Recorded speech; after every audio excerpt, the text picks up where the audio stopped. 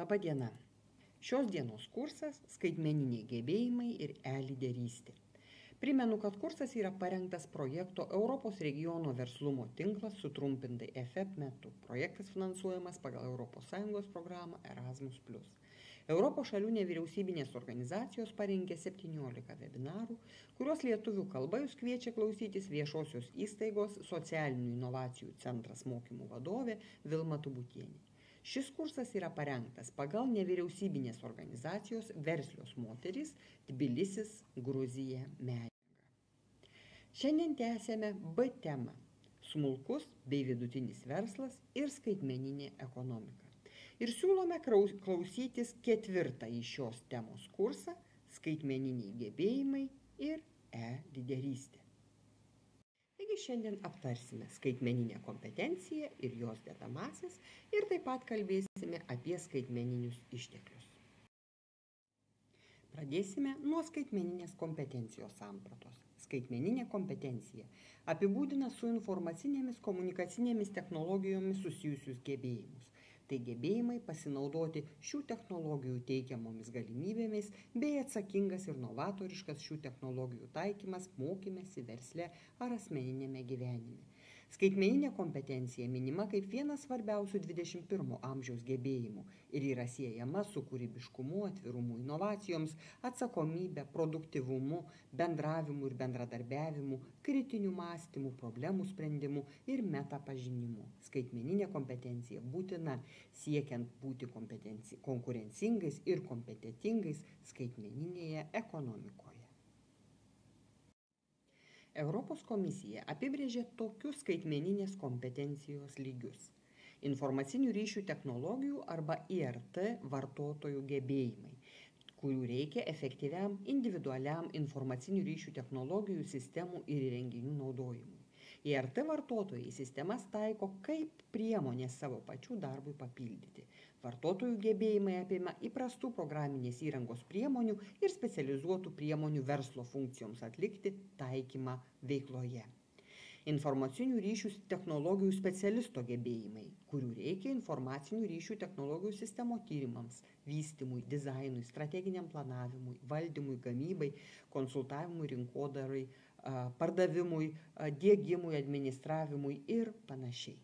Ir e-verslo gebėjimai, taip vadinami e-lyderystė, kurių reikia norint išnaudoti informacinės ryšių technologijas, ypač interneto siūlomas galimybės, užtikrinti efektyvesnį įvairių tipų organizacijų veikimą, įvertinti naujų verslo, administracinių bei organizavimo procesų valdymo galimybės ir arba steigti naujus verslus. Taigi toliau, kalbėdami apie skaitmeninę kompetenciją, mes daugiau kreipsime dėmesį į vartotojų įgūdžio ir e-lyderystės lygmenį. Europos komisija yra išskyrusi kelias skaitmeninės kompetencijas vartotojo lygmenyje. Tai yra informacijos radimas bei naudojimas, komunikacija, turinio kūrimas, saugumas arba saugumo užtikrinimas ir problemų sprendimas. Toliau aptarsime kiekvieną šių kompetencijų. Informacijos radimas bei naudojimas – tai vienas reikšmingiausių gebėjimų.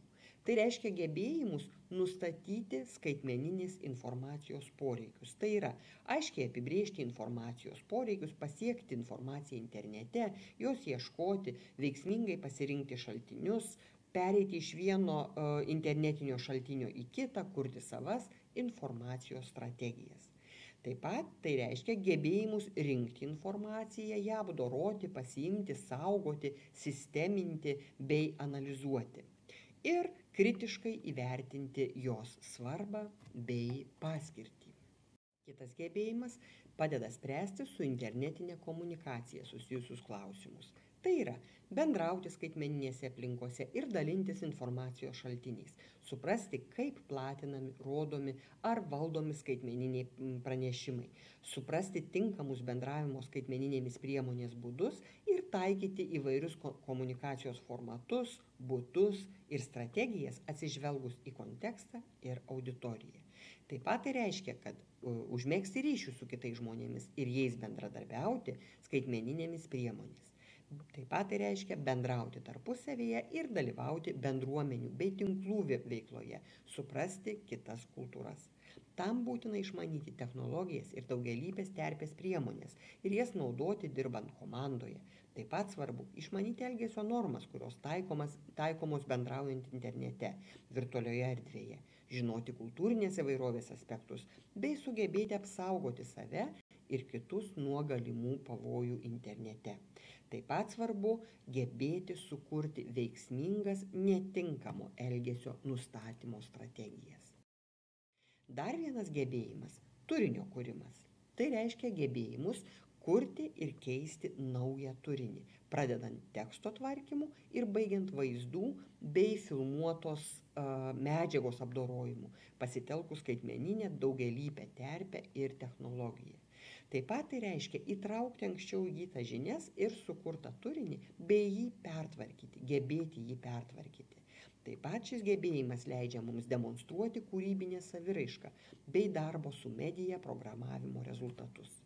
Ir, be jokios abejonės, taikinti intelektinės nuosavybės teises bei licenzijas ir spręsti su šiomis teisėmis bei licencijomis susijusius klausimus.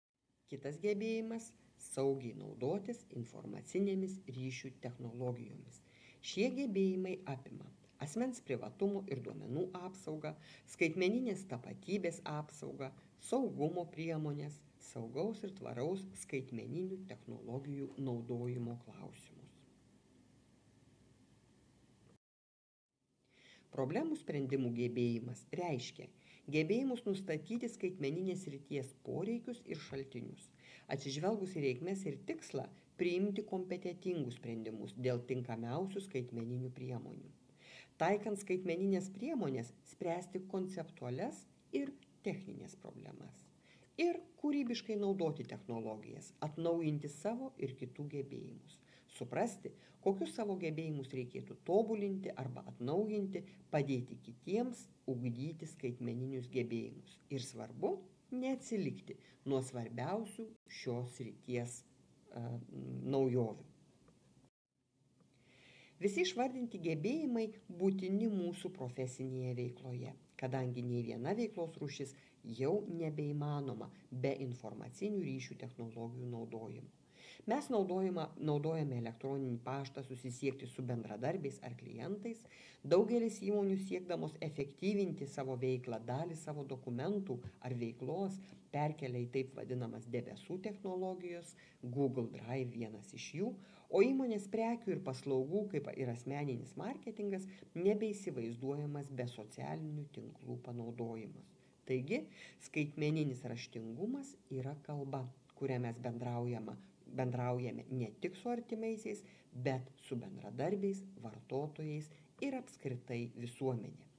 Kuo daugiau skaitmeninių gebėjimų turime, tuo geriau galime tą kalbą susikalbėti su mums svarbiais ir reikšmingais asmenimis.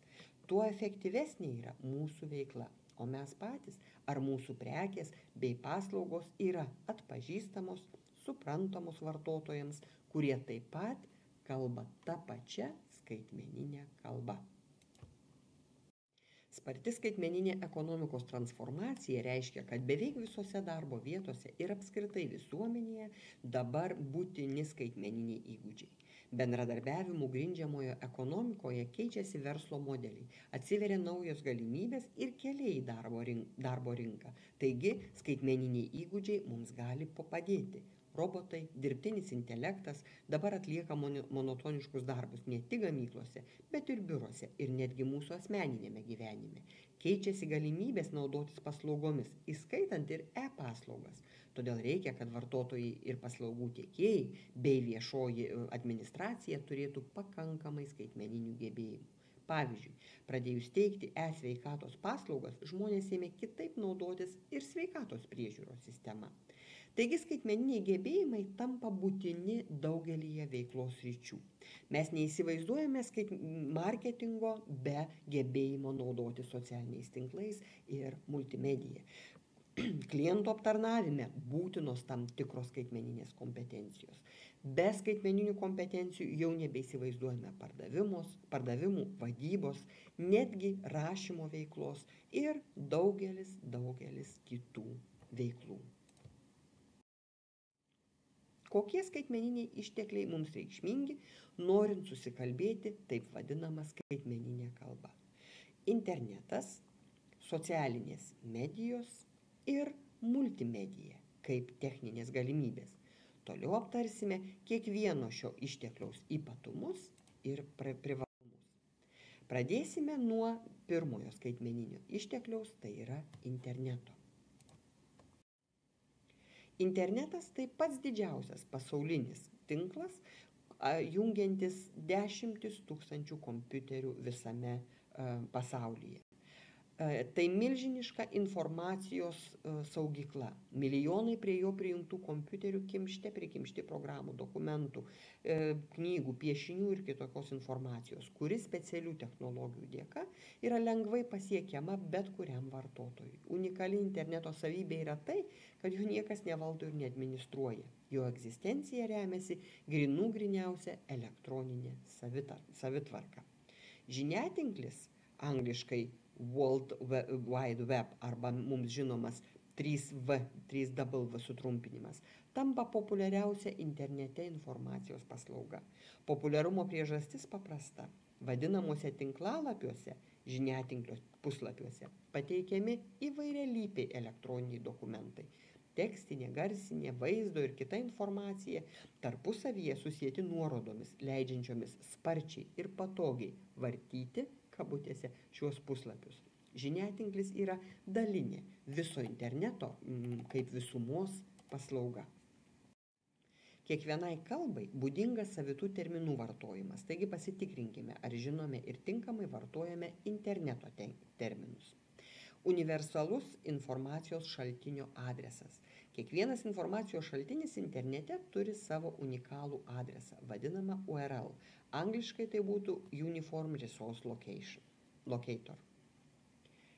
Hypersaitas, angliškai hyperlink, tai nurodomo objekto tinklapio URL adresas. Hypersaitas yra hiperteksto fragmentas, tekstas, paveikslėlis ar tam tikra grafika.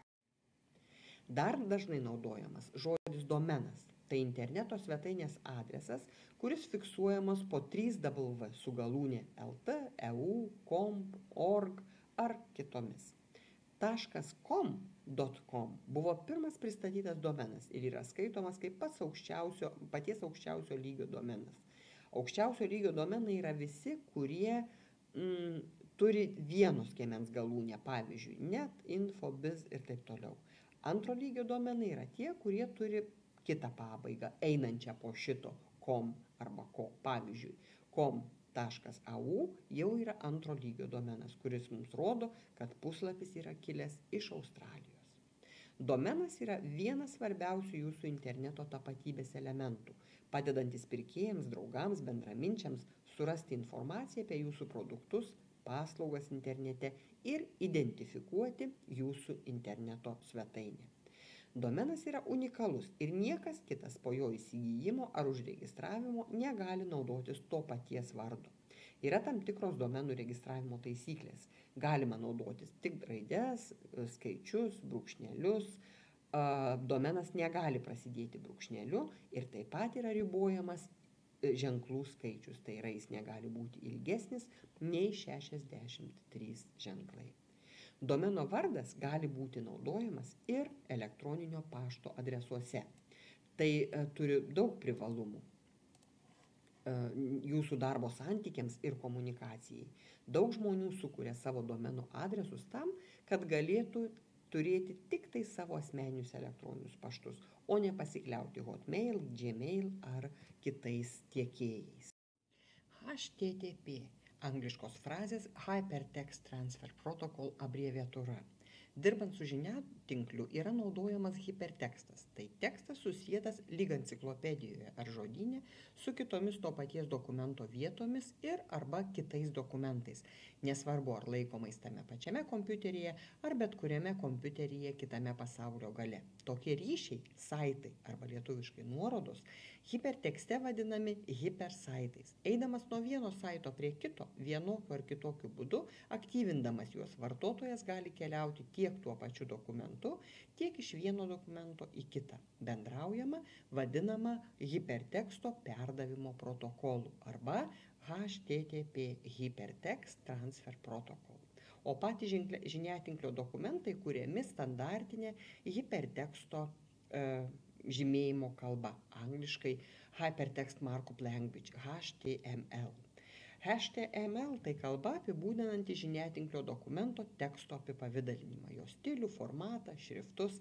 Jie galima kurti įvairius hipersaitus, įterpti į dokumentą įvairius vaizdus, garso įrašus ir panašiai. Hipersaito hyperlink savoka buvo paminėta kalbant apie hipertekstą. Jį naudojame norėdami greitai pasiekti susijusią informaciją kitame faile arba tinklapyje. Hipersaitas tai nurodomo objekto ar tinklapio URL, aptarto anksčiau, adresas. Hipersaitas yra hiperteksto fragmentas, tai yra, kaip ir aptarėme, tekstas, paveikslėlis, grafika, kurį spraktelėjus pele įvyksta vienas iš šių veiksmų. Esate perkeliamas į atitinkamą peržiūrimo puslapio vietą, esate perkeliamas į kitą to paties tinklapio puslapį ar į kito tinklapio puslapį. Inicijuojate informacijos bylos parsisiuntimą ar paleidžiate vykdymui atitinkamą taikomąją programą, garsinę ar video bylą. Hiperteksto principui sudaromi interneto tinklapiai. Hipertekstas gali būti traktuojamas kaip informacijos suspaudimo būdas žiniatinklyje. Pavyzdžiui, kai norite sužinoti televizijos programą, kino teatrų repertuarą, orų prognozę ar panašiai. Hiperteksto terminas įvestas norint pabrėžti jo skirtumus nuo įprastinio linijinio teksto pateikimo būdo, kuriuo pavyzdžiui parašyta daugelis mūsų skaitytų spausdintų knygų ar dokumentų. Platesnė prasme, hipertekstas yra bet koks tekstas, kuriame yra nuorodos į kitus straipsnius ar literatūros šaltinius. Pavyzdžiui, išnašos puslapio apačioje, nuorodos į šaltinius, žodynai su nuorodomis tarp straipsnelių. Internetui tampant kasdienė mūsų bendravimo aplinka, perkeliamos ir tam tikros bendravimo taisyklės. Internetas yra vieša vieta. Naudojantis juo reikia laikytis tam tikrų taisyklių, taip kaip mes laikomės eismo taisyklių vairuojant. Taigi interneto etika – tai visų interneto vartotojo elgesio visuma. Kokios taisyklės čia galioja? Pirmiausia, įstatymai taikomi ir internete. Nors daugelis įstatymų buvo sukurti, kai internetas dar nebuvo taip plačiai naudojamas. Viskas, kas nelegalu nesinaudojant internetu, yra nelegalu ir juo naudojantis. Internetas suteikia anksčiau nematytų galimybių laisvai bendrauti, tačiau kartu reikalauja ir atsakomybės. Pavyzdžiui, jūs visada esate atsakingi už savo svetainės ir viso joje publikuoto turinio teisėtumą. Autoriaus teisės gina idėjos įgyvendinimo būdą, bet ne pačią idėją.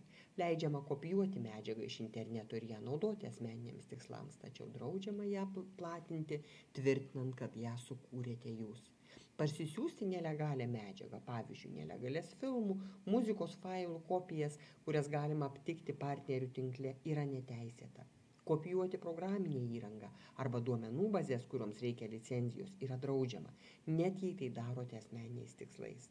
Dėl nelegalaus medžiagos naudojimo gali būti keliama byla dėl žalos atlyginimo. Taip pat gali kilti ir kitų teisinių pasekmių. Įsidėmėkite, kai tik publikuosite informaciją internete, nebegalėsite jos valdyti ir jums gali nepavykti panaikinti visų jos kopijų. Tad visada pasitikrinkime, kam suteikėme savo informaciją ir kam ji bus naudojama. Reikia pagalvoti, ar tikrai protinga publikuoti asmeninę informaciją svetainėje, jei nesame tikri, kam ji bus panaudojama. Ir atminkime, kad bet kuri asmeninė informacija gali būti publikuojama tik gavus jos valdytojų sutikimą. Plačiau draugiškas internetas LT. Interneto etiką galima suprasti per tam tikrą visų interneto vartotojų taisyklių rinkinį tinklo etiketą. Jį galima palyginti su garbės kodeksu. Su tinklo etiketu turi būti susipažinęs ir jo laikytis kiekvienas interneto vartotojas. Žemiau pateikiamos ištraukos iš knygos Informatika, informacinės technologijos, kurios autoriai yra Valentina Dagienė ir Aidas Žandaris. Taigi pirmoji taisyklė – gerbk žmogų. Visuomet prisiminkite, kad kompiuterių tinklu naudojasi gyvi žmonės ir reikia gerbti jų pažiūras, jausmus, įsitikinimus. Naudodamasis internetu laikykis tų pačių etikos taisyklių kaip ir įprastame gyvenime. Kartais manome, kad internete galima elgtis kaip norima, kad čia niekas nemato. Tačiau visuomet reikia prisiminti, kad internetu bendrauja konkretūs žmonės ir siūloma laikytis tų pačių etikos taisyklių kaip ir kasdienėme gyvenime. Taupyk kitų žmonių laiką. Prieš siųsdami informaciją pagalvokime, ar ji įdomi, reikalinga tam, kam siunčiame, ypač jei siunčiame didelį kiekį informacijos. Susikurk gerą įvaizdį internete. Atminkite, kad internete jūs vertinamas pagal gebėjimą rašyti. Aiškiai, logiškai reikšti mintis, nedaryti gramatinių klaidų. Taip pat svarbu suprasti kitų mintis ir tinkamai į jas reaguoti. Siūloma nesivelti į barnius ar karščiuotis. Dalinkis savo žiniomis. Jei ką nors įdomaus ir vertingo sužinojote, pasidalinkite su kitais. Valdyk savo jausmus. Internete galima išsakyti savo griežtą poziciją, aistringai ką nors pareikšti, galima supykti ir savo nuomonę išsakyti. Tačiau tai neturėtų ilgai trukti. Ypač neturėtų būti piktų serijinių laiškų tarp tų pačių poros ar keleto žmonių, kurių diskusija pasidaro nebeįdomi kitiems diskusijų grupės nariams. Gerbk kitų žmonių privatumą. Jums tikriausiai nei į galvą neateina lįsti į kito žmogaus krepšį rankinį. Taip pat reikėtų tramdyti norą skaityti svetimus elektroninius laiškus. Jokie motyvai dėl svetimų laiškų skaitymo nėra pateisinami, išskyrus nebent įtarimus nusikaltimais asmenys. Atlaidžiai žiūrėk į kitų žmonių klaidas. Visuomet pasitaiko įvairių laiškų ar pokalbių, piktokų, ilgų, netaisyklingai, žargoniškų ir kvailų klausimų. Reikia stengtis reaguoti į tai ramiai, nepulti tuoj pat mokyti. Jei nusprendžiate ką nors informuoti apie klaidas, reikia stengtis tai padaryti kuo mandagiau, privačiu laišku, nerodant savo nepasitenkinimo. Vienas aktualiausių internetinės etikos klausimų – autorių teisės. Tai yra teisės terminas reiškiantis, kad autoriui tam tikroje teritorijoje suteikiamos išimtinės teisės kontroliuoti saugomų kūrinių panaudojimą. Autorių teisės apima dvi teisių rūšis – asmeninės neturtinės ir turtinės teisės. Turtinės teisės yra susijusios su išimtinė teisė perduoti tretiesiem asmenim. Neturtinės teisės tai yra teisė į autorystę, teisė į autoriaus vardą ar atlikėjo vardą ir kūrinio atlikimo neliečiamybę saugo autoriaus ar atlikėjo asmeninį ar dvasinį ryšį su atitinkamai sukurtu ar atliktu kūrybinės veiklos rezultatu. Ir šios teisės saugomos skirtingai nuo turtinių teisių neterminuotai, bei negali būti perduodamos tretiesiem asmenim. Pirminis autorių teisių turėtojas Lietuvoje yra autorius, tai yra kūrinį sukūręs asmuo, fizinis asmuo. Autoriaus neturtinės teisės visada priklauso autorių, po jo mirties jomis rūpinasi paveldėtojai, o jeigu tokių nėra, šitas teisės perėma Lietuvos Respublikos kultūros ministerija. Autoriaus teisės į literatūros, mokslo ir meno kūrinį atsiranda jį sukūrus, nepriklausomai nuo jokių formalumų. Todėl, pavyzdžiui, jeigu padarote fotografiją telefonu, kuri yra originaliai jūsų paties sukurtas kūrinys, automatiškai įgyjate autorių teisių apsaugą į šią fotografiją nuo jos padarymo momento. Autoriaus teisė žymima tokių simbolių, jums gerai žinomų apskritime C raidė, angliškai tai yra copyright, kopijavimo teisė. Priklausomybė firmai ar autoriui taip pat nurodo raidės TM, angliškai trademark, prekės firmos ženklas. Taip pat raidė R, angliškai right reserved, apskritime, tai yra teisės saugomos. Prie simbolio parašoma autoriaus teisių savininko pavadinimas, vardas, pavardė, pirmosios publikacijos metai. Autorių teisių pažeidimas gali pažeidėjui pridaryti bėdų. Jam gali būti skirta bauda, o tam tikrais atvejais net ir laisvės atėmimas. Taip pat autorių teisių turėtojai gali naudotis ir kitais savo teisių gynimo būdais, reikalauti sumokėti pažeidimų padarytą turtinę ir arba neturtinę žalą, nutraukti ar uždrausti pažeidimą ateityje, sulaikyti ar sunaikinti neteisėtas kopijas. Tai, kad nežinojote pažeidžiantis kažką saugomų, jokių būdų neatleidžia jūs nuo atsakomybės. Tik pasiekmės gali būti švelnesnės. Paprastai turite nutraukti pažeidimą, atiduoti neteisėtas kopijas, o iš pažeidimo gauta nauda dažniausiai yra išieškoma. Kitų asmenų sukurti saugomi kūriniai gali būti naudojami tik tada, kai tai leidžia teisių turėtojas arba įstatymas. Laisvai naudoti citatą įstatymų leidžiama tik, kai citavimas atitinka šias sąlygas. Kai atgaminate, išleidžiate, viešai paskelbėte nedidelę kūrinio ištrauką iš teisėtai išleisto ar viešai paskelbto literatūros ar mokslo kūrinio, įskaitant viešai prieinamą pateikimą kompiuterinio tinkluose. Kai naudojama kaip citata, pavyzdžiui, kritikos ar apžvalgos tikslais kitame kūrinyje. Jeigu toks panaudojimas yra sąžiningas ir neviršyje citavimo tikslui reikalingo masto ir nurodžius, jei tai įmanoma, naudojama šaltinį ar autoriaus autorystė. Taigi kūrinio naudojimas bus laikomas panaudotų citavimu tik tada, kai nukopijuojama, išleidžiama leidinėje ar viešai paskelbiama, pavyzdžiui, internete, palyginti nedidelę teisėtai išleisto ir viešai paskelbto literatūros ar mokslo kūrinio ištrauką. Iš esmės, jūsų teiginiams įrodyti, pagrįsti ar iliustruoti kitų nuomonės nagrinėjamais klausimais jūsų kūrinyje. Ir kai nurodomas šaltinis bei autoriaus pavardė. Jei šaltinis ar autoriaus nežinomi, citatą panaudojęs asmuo turi aiškiai nurodyti, kad ji yra sukurta kito asmens. Pavyzdžiui, įterpti citatą į kabutes, nurodyti, kad tai yra ištrauka iš kito šaltinio. Kitas skaitmeninis išteklius socialinės medijos. Milijonai vartotojų aktyviai naudojasi socialiniais tinklais, todėl verslui atsivėrė dar viena itin patraukli niša. Užtikrinus patrauklią komunikaciją socialinės medijos kanalais galima tikėtis ilgalaikės verslo sėkmės ir didelio prekės ženklo populiarumo.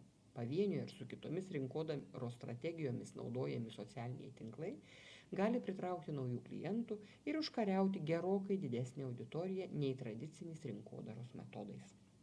Socialinė medija – tai internetinis turinys, kurį žmonės sukūrė naudodamiesi lengvai prieinamomis informacinėmis ryšių technologijomis, leidžiančiomis paprastai sukurti ir patalpinti bei paskleisti informaciją.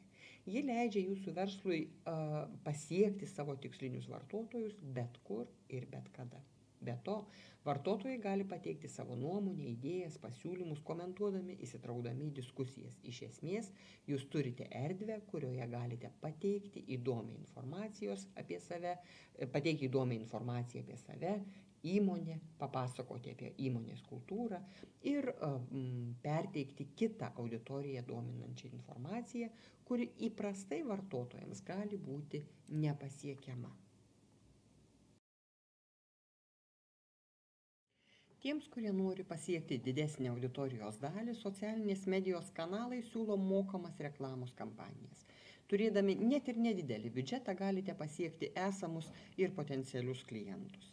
Socialiniai portalai – tai lengviausiai suprantamas socialinės medijos elementas. Tai vieta, kurioje portalo lankytojai dalinasi jiems svarbia įdomia informacija. Svarbus socialinių portalų skirtumas nuo tradicinių žiniasklaidos kanalų yra tas, kad pirmajame pokalbį inicijuoti gali bet kuri pusė, kai tuo tarpu tradicinė žiniasklaidos priemonės pokalbį transliuoja ir jis visada nukreiptas į auditoriją, kuri iš principo žinias tik gauna.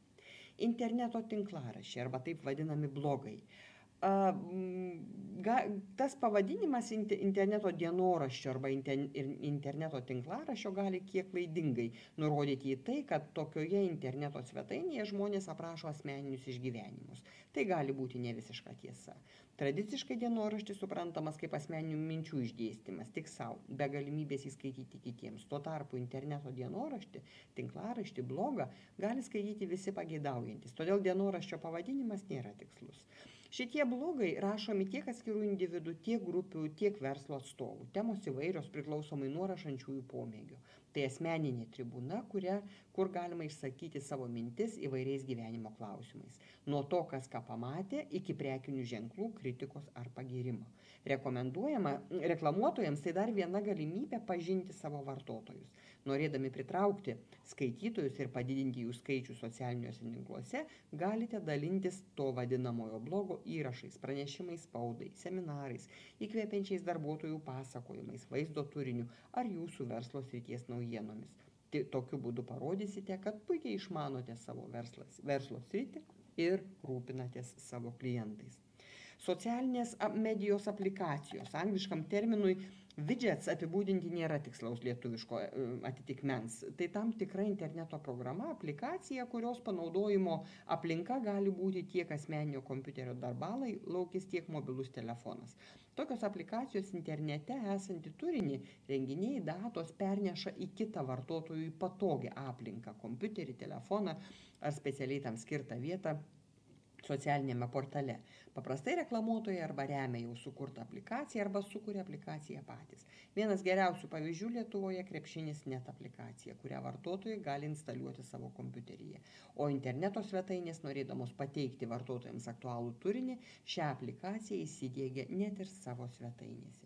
Taigi socialinė medija gali padidinti prekės ar paslaugos populiarumą, tačiau tam reikia generuoti turinio idėjas, kurias pamėgs skaitytojai, o įvairūs tyrimai patvirtino, kad tinkamų turinių galima užvaldyti mases ir sukelti didesnį auditorijos susidomėjimą. Kitas išteklius – multimedija. Mes jau nebeįsivaizduojame kompiuterio be vaizdo, spalvų, garsų ir tai pateikiama vis žaismingiau, vis labiau traukia dėmesį. Kompiuteris ima atlikti ir televizoriaus, ir vaizdo, ir garso aparatūros vaidmenis. O svarbiausia, mes galime patys tvarkyti vaizdus, juos montuoti, peržvelgti.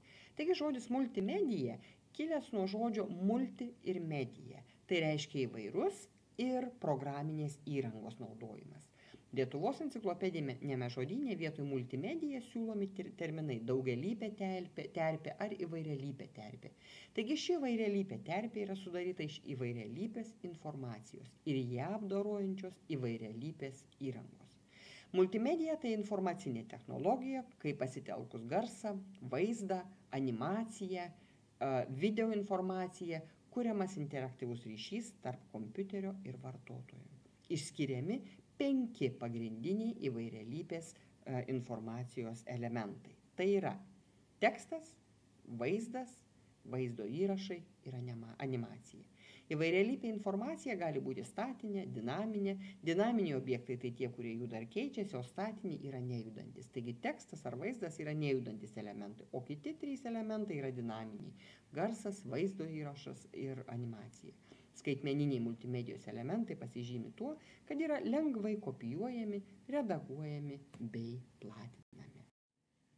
Taigi multimedija yra skaitmeniniu būdu manipuliuojamų teksto, fotografijų, grafinio, dizaino, garso, animacijos ir vaizdo įrašų elementų kombinacija. Kai vartotojui leidžiama kontroliuoti, kada ir kokius elementus pateikti, tai yra vadinama interaktyviąja multimedija. O kai vartotojui suteikiama galimybė pasinaudoti nuorodomis susietų elementų struktūra, interaktyvi multimedija tampa hipermedija. Multimedija savaime yra interaktyvi, nes visi struktūriniai elementai vyksta viename laike ir erdvėje. Multimedijos priemonėmis yra siekiama paveikti galutinį produkto vartotoją emocionaliai, šokiruoti vaizdu, garsu, perteikti mintį, svarbią informaciją arba ją valdyti. Tai yra būdas leidžiantis įdomiai ir patraukliai pateikti didelį informacijos kiekį, išskiriant aspektus aktualius konkrečiam interesantui. Tokiu būdu nesunku informaciją pateikti taip, kad ji pasiektų tam tikrus vartotojo pojūčius produkto atžvilgiu. Interaktyvumas leidžia vartotojui pasirinkti duomenis pagal norimus kriterijus, o naudojamas duomenų bazes galima konvertuoti į norimą kompiuterinį informacijos laikymo formatą. Aptarėme skaitmeninę kompetenciją kaip vieną būtinų sąlygų sėkmingam verslui. Toliau siūlome atkreipti dėmesį į taip vadinamos skaitmeninės arba e-lyderystės reikšmę įmonės konkurencingumui. Norėdamos būti inovatyvios ir konkurencingos šiuolaikinėje globalioje skaitmeninėje ekonomikoje, organizacijos investuoja į informacijos ir ryšių technologijas, taip vadinamas IRT. Kita vertus, be tinkamų įgūdžių efektyviai panaudoti šias technologijas, įmonės smarkiai rizikuoja savo investicijas išeikvoti tuščiai. Tai aiškiai parodė nesenai INSEAD eLab atlikto tyrimo rezultatai, kuriuos jūs matote ekrane. Jie skleidžia, kad jei įmonės turi prieigą prie įgūdžių turinčių specialistų, tokių kaip įmonių kūrėjai, rizikos saugos specialistai, programų kūrėjai, bei daugiau investuoja į naujas technologijas, jų tikimybė tapti konkurencingomis padidėja. Kita vertus, kai įmonėse trūksta įgūdžių, tačiau jos daug investuoja į naujas technologijas, geresnių rezultatų tikimybė nepadidėja. Priešingai, jos rizikuoja prarasti savo investicijas bei bet kokį konkurencingą aspektą. Taigi, stiprūs skaitmeniniai arba įgūdžiai ne tik naudingi konkurencingumui stiprinti, jie būtini siekiant išvengti investicijų į IRT iššvaistymą. Tai galioja visokioms organizacijoms, nepriklausomai nuo jų dydžio ar sektoriaus. Kaip matome iš tyrimo, organizacijos konkurencingumas priklauso nuo lyderio gebėjimo įžvelgti naujas naudas ir investuoti ne tik į informacinių ryšių technologijų vystymą, bet ir į darbuotojų skaitmeninių gebėjimų vystymą. Lyderystės studijos dėsningai pabrėžia 4 pagrindinės veiklas, kurias lyderiai turi gebėti atlikti gerai. Perprasti situaciją, tai yra atpažinti tarpusavio ryšius, kurti ir derinti ribas trinančius santykius, tai yra kurti santykius organizacijos viduje ir tarp organizacijų, plėtoti įtikinamą vertę kuriančių iniciatyvų viziją, tai yra atpažinti rizikas ir tarpusavio ryšių sinergiją, bei valdyti pokyčius ir išrasti, pasiekti, dėrėtis, koordinuoti ir motyvuoti daugybę išteklių per iniciatyvos realizavimo ir jos vertės išlaikymo procesus. Pavyzdžiui, aktyviai eksperimentuojant. E-lyderystė yra nuo informacinių ryšių technologijų priklausančio tikslo pasiekimas, valdant žmogiškuosius išteklius ir IRT priemonės. Iš esmės, e-lyderiai yra tie lyderiai, kurie pasitelkia technologijas su IRT susijusiam tikslui pasiekti. Ir jų vaidmuo skaitmeninėse įmonėse yra itin svarbus.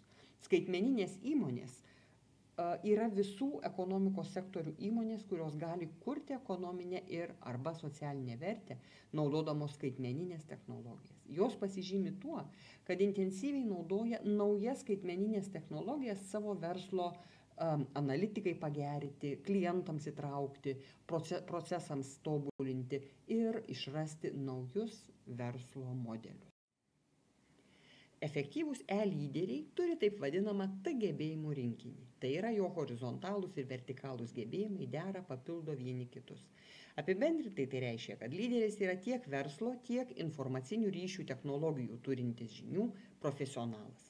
Vertikalių gebėjimų rinkinys rodo kompetenciją ar gilias tam tikros srities žinias. Pavyzdžiui, mokslo, inžinerijos, informacinių ryšių technologijų ar socialinių mokslų. Horizontalūs gebėjimai, tokie kaip derybų, kritinio mąstymo, sisteminio mąstymo, verslumo, leidžia suderinti skirtingas sritis. Tiek vertikaliam, tiek horizontaliam gebėjimų rinkiniui reikia informacinių ryšių technologijų vartotojo įgūdžių pagrindų. Nors e-lyderiai turėtų turėti T formos gebėjimų rinkinį, kompetencijų pasiskirstymas gali skirtis priklausomai nuo to, už kokias veiklas e-lyderis yra atsakingas. Taigi be šių gebėjimų dar reikia strateginio supratimo, tai yra žinojimo, kas yra įmanoma, arba praktinio suvokimo, žinojimo, kaip atlikti tai, kas įmanoma.